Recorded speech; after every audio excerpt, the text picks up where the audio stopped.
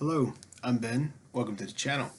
So today we're going to talk briefly about debt, and I want to call attention to the young folks out there that are just starting out in life. So if you're just finishing high school, going to college, going to trade school, working a job, deciding what it is you want to do with your future, one of the most important things you can do is stay away from incurring or getting into debt. Okay, so at that age, 17, 18, 19-ish, anywhere between 18 and 22, the decisions you make between 18 and 24 financially are going to impact you for the rest of your life.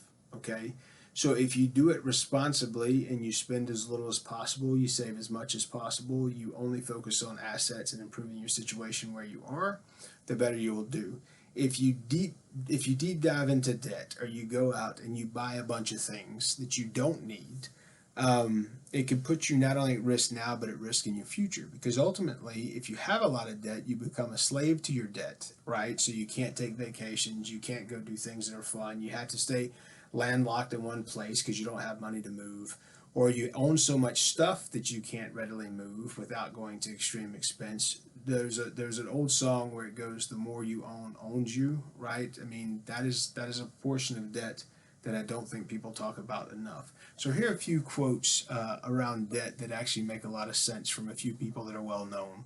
So the first one is, "You must gain control of your money, or the lack of it will forever control you." That's Dave Ramsey saying, control your money, control your spending, or the lack of that will control you. "If you buy things you don't need, you will soon sell things you do need." That's Warren Buffett saying that the more you spend, the more risk you're putting yourself in, right? The next one is Susie Orman. Not a fan of hers, but here she goes. She says, "Bad debt is sacrificing your future day needs for your present day desires." And I don't think that's her original quote. I've heard that before. The next is Thomas Fuller, who says debt is the worst type of poverty. It is. It keeps you enslaved to your debt. That's actually biblical. It's in the Bible where it says a man that owes much uh, owns little and has to live as a slave to get rid of that situation, right?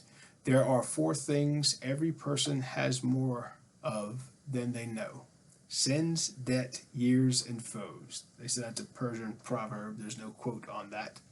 The next one is, "Chains of habit are too light to be felt until they are too heavy to be broken." That, once again, is the Oracle Omaha. That's Warren Buffett. So the reason I bring this up is I work with several businesses, and I'll tell you, the thing that's astonishing to me is how debt controls the future of everyone involved, from a business standpoint or from a personal standpoint. So in my past, I've known people that have been so strapped to debt that they could not take days off. They had to work multiple jobs. Back in college, I had a buddy who worked 3 jobs, not to pay off his debt, to help his parents pay off theirs. And the education he got there, as soon as he got something paid off, they ran up debt elsewhere. So people that have poor habits are going to stay in those poor habits. But when it comes to debt, if you allow yourself to get in a place where it gets too big, there's ultimately only one or two ways out, right? Either you default on the debt or you declare bankruptcy. Both of those destroy you and they impact your credibility. So businesses often go through bankruptcies because there's fraud and there's other things like that that do occur. Private citizens also have the same issue as well. But I'm talking about just the debt, just going on and living beyond your means or beyond your control. Now, obviously, there are instances where you don't have a choice. If it's a medical bill or if it's an injury or something like that, where you have to do something to get through a present issue or a temporary present imposition because of something that's happened to you, then that's what debt it could be used for with reason. But the argument is that if you put 30% away, that your savings should be able to take care of that and you don't have to go into the hole. So if you're a young person listening to this video, here's my suggestion. Buy a house as soon as you can. Start small so the payments are small. By doing that, you're buying equity instead of paying rent. Paying rent is burning money. So if you're somewhere where you think you want to be, go ahead and buy a house. If you move away from that area, you can use that house as a rental property or you can sell it. Either way, you'll have money to move on and do what you need to do and you won't have to take on debt. So there's good debt and there's bad debt. A mortgage debt is a good debt because you're earning equity with each individual payment, and that prevents you from paying rent, which is just like burning money. So the idea should be, if you're going to have debt, you should only have good debt, which impacts your earning ability and impacts your asset position. Anything else outside of that is bad debt. So for example, I in my life have never paid more than $30,000 for a car. If you think, there's been times where I was the highest earning person I knew, and other people around me drove extremely fancy cars that paid 30, 40, 50, $60,000 for vehicles. I have never done that. I buy used vehicles, and it's because of something Warren Buffett once said.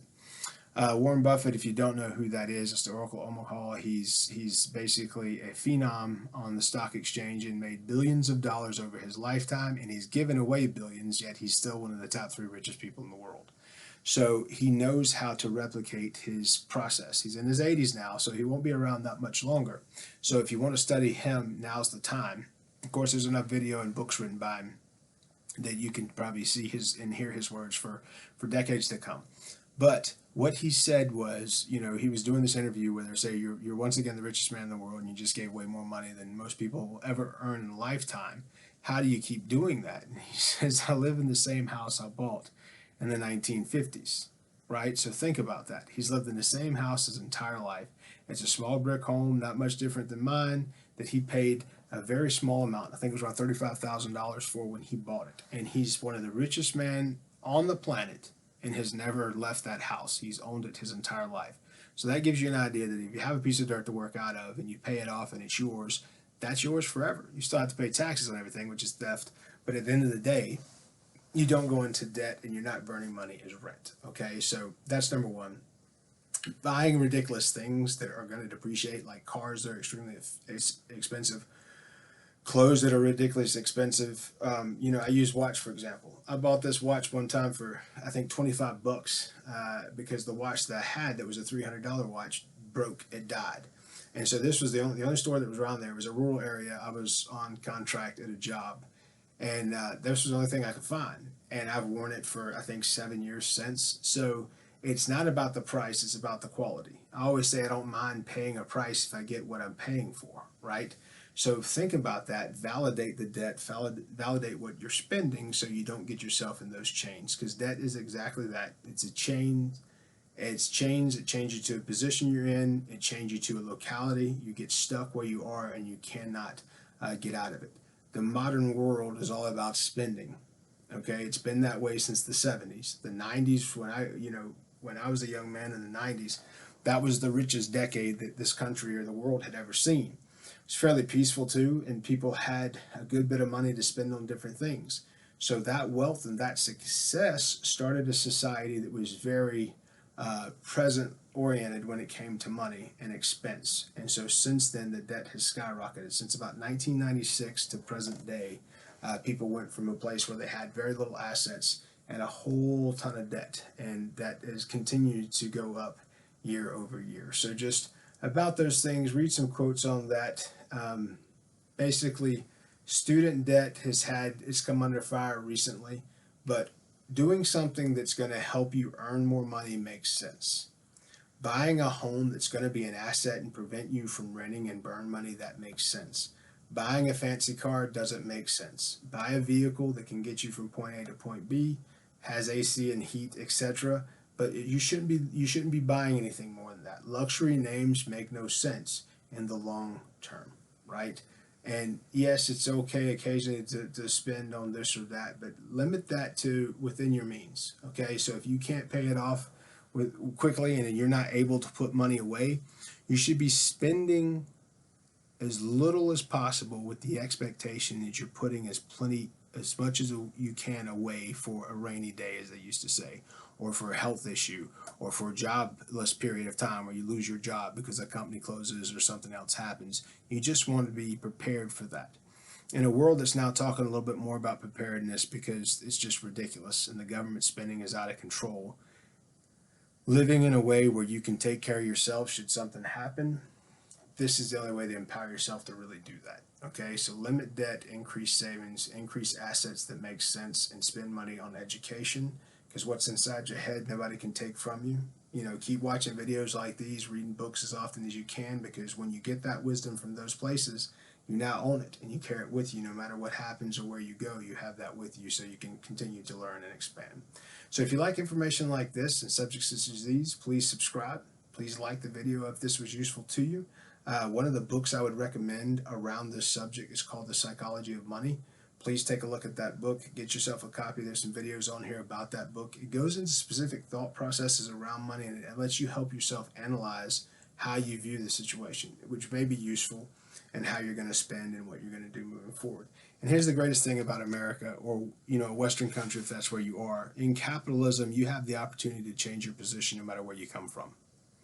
One of the key components of changing your position. So if you start out poor as dirt and you barely have food, I know what that's like, okay? The way you change that position is you put 30% of your pay away every single day. And if you do that and you hold that line and you do that for an extended period of time, you get what's called the ripple effect. So you end up earning more money, you end up having more wealth, and that will give you more freedom to do the other things that you need to do. So keep that in mind. Please like and subscribe, and take a look and see what we add next. We'll add more videos each week and keep it going from there. I'm Ben. Thanks for coming to the channel. Be good.